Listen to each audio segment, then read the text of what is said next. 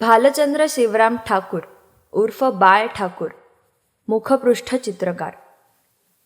6 दशकांहून अधिक काळ सातत्याने मराठी पुस्तकांची मुखपृष्ठे तयार करणारे मुखपृष्ठकार म्हणजेच भालचंद्र शिवराम उर्फ बाळ ठाकूर यांचा जन्म लांजा जिल्ह्यातील भांबेड इथं 24 एप्रिल 1930 रोजी झाला. सर जे स्कूल ऑफ आर्टमधून 1948 मध्ये त्यांनी पदविका प्राप्त केली. जे वॉल्टर थॉम्सन, अय्यर्स, उल्का अशा जाहिरात संस्थांमधून त्यांनी काही काळ नोकरी केली. 1950 नंतर ते मराठी पुस्तकांच्या मुखपृष्ठांचे मांडणी आणि संकल्पनेचं काम करू लागले.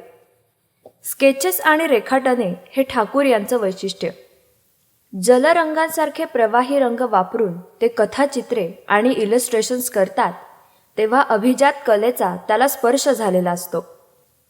त्यांना साहित्याबद्दलची उत्तम जाण आहे आणि पुस्तकाच्या आशयानुसार कधी रेखाटनाच्या माध्यमातून, कधी एखाद्या प्रतीकातून, तर कधी सुलेखन शैलीचा योग्य वापर करून ते दृश्य रूपात मांडतात.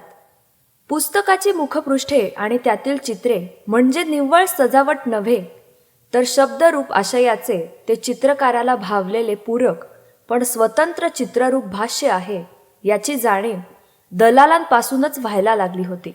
सुभाष अवचटांनी ती अधिक स्पष्ट केली. ठाकूर यांनी मराठी अभिरुचीत घडत गेलेले बदल पाहिले आहेत आणि आपल्या कामांमधून ते कळत नकळतपणे घडवलेही आहेत. या सगळ्या बदलांमध्ये ठाकूर यांची मुखपृष्ठ कला आपल्या मूळच्या अभिजात वळणाने जात राहिली. ठाकूर यांनी सत्यकथा, मौज, ललित तसंच दिवाळी अंकांसाठी अनेक वर्ष इलस्ट्रेशन्स केलेली आहेत.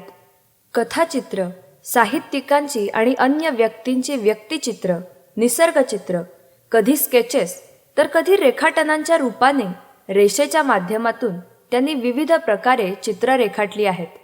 गरज पडेल तिथे ते कधीकधी जाड रेषेचा वापर करायचे, अन्यथा त्यांची रेष बारीक आणि मुक्त असायची.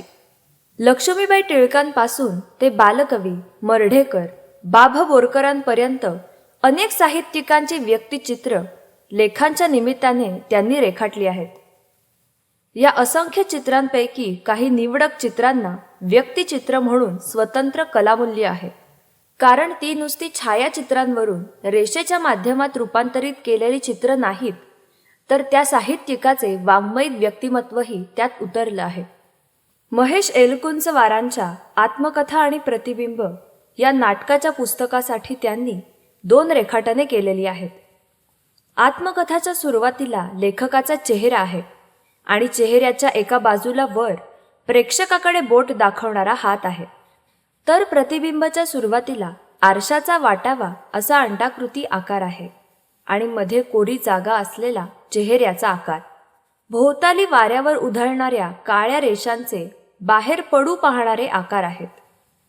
ही चित्र अभिजात म्हणावी अशी आहेत. एलकुंचवार यांनी वास्तव आणि वास्तवाचे अर्थ, आरसा आणि स्वतःची ओळख यातून जे जीवन दर्शन संहितेतून घडवलं आहे त्याचा ठाकूरांनी स्वतःच्या प्रतिभेने या रेखाटनांमधून वेगळा अर्थ लावला आहे. म्हणून ती निव्वळ कथाचित्रे राहत नाहीत, त्यांना स्वतंत्र अस्तित्व लाभते.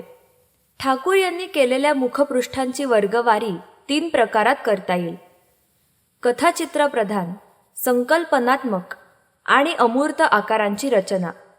3ऱ्या प्रकारातील मुखपृष्ठे संख्येने कमी असली तरी कृ. द. दीक्षितांच्या सहवासपासून ते 2008 मधील राणी दुर्वे यांच्या शब्देवीणा संवादू या पुस्तकापर्यंत ठाकूर यांनी अमूर्त आकारांचा आणि शैलीचा वापर केलेला आहे. मो. मराठे यांच्या बालकांडसाठी ठाकूर यांनी मराठ्यांचेच लहानपणचे व्यक्तिचित्र कल्पनेने रंगवले आहे. कथाचित्र प्रधान असं त्याचं वर्णन करता येईल. मो. मराठेंच्या आत्मकहाणीचा पुढचा भाग म्हणजे पोहरा. या पुस्तकावर काळ्या पार्श्वभूमीवर फांद्यांच्या जाळ्यांमध्ये उठून दिसणारा पांढरा पक्षी दाखवला आहे. ही आणि आतील चित्र म्हटली तर निसर्गचित्र आहेत, पण ठाकूर यांनी त्यात हनूला स्व गवसण्याचा प्रतिकात्मक अर्थ नेमका पकडला आहे.